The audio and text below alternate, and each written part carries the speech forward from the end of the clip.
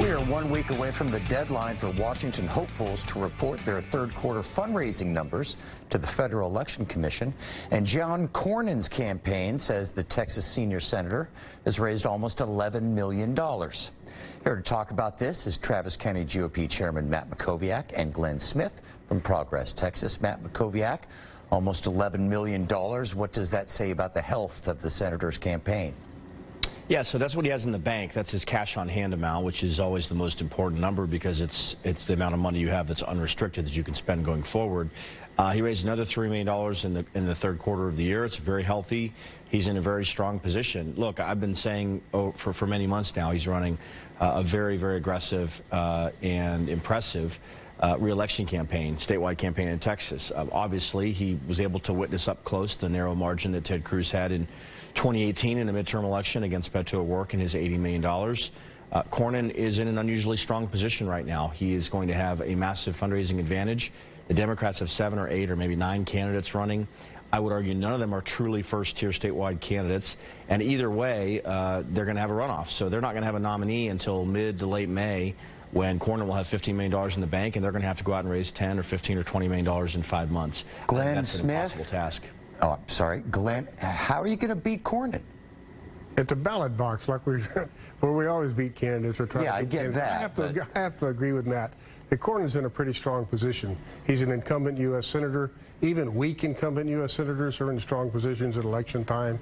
Part of what's going on here is, will the turnout be sufficient for Democrats to actually turn Texas towards the blue?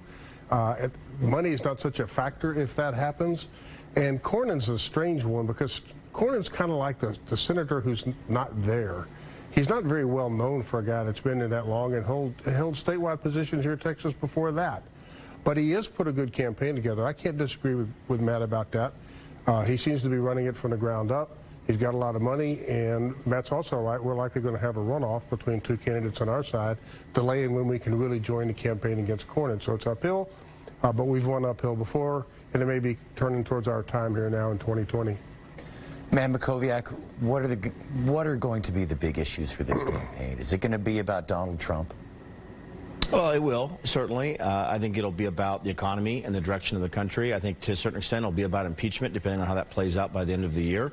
It's also going to be about the Democratic presidential nominee and their platform. And so, look, I'm pretty confident Trump's going to win Texas by a healthy margin. He won by 9% in 2016. Could be a couple points less than that. Could be around 9 or 10, depending on how things go.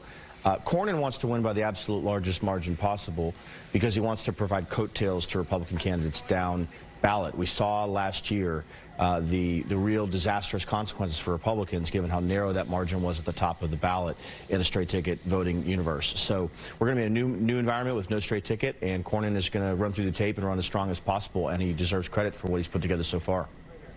Glenn, Cornyn's support of President Trump, how much is that of a help going to be for Democrats? Today, it doesn't look like it's going to be much help at all. It looks like it'll actually hurt him where Trump is. Trump's numbers are kind of collapsing. The favorable polls on impeachment are growing. I think a healthy majority of Americans now want the inquiry to proceed forward. I think Trump is in worse shape at this point than Nixon was at this point in that impeachment inquiry. So he could be somewhat of an anvil around Cornyn and Republicans' necks around the country. And he's been so close to him, so close to McConnell. I mean, one of the things that Cornyn's done, he's done, is he stands where McConnell tells him to stand for the TV cameras, those little Senate press conferences. So it could be, I think, Matt's again, I think a lot of this will depend on impeachment, where we are with Trump, where the economy is, where Trump's wars or non-wars are. It may be one of the most unpredictable and chaotic election cycles I've seen in my lifetime. Okay, we got to wrap it up. Matt, Glenn, as always, thank you. Thanks. Thank you.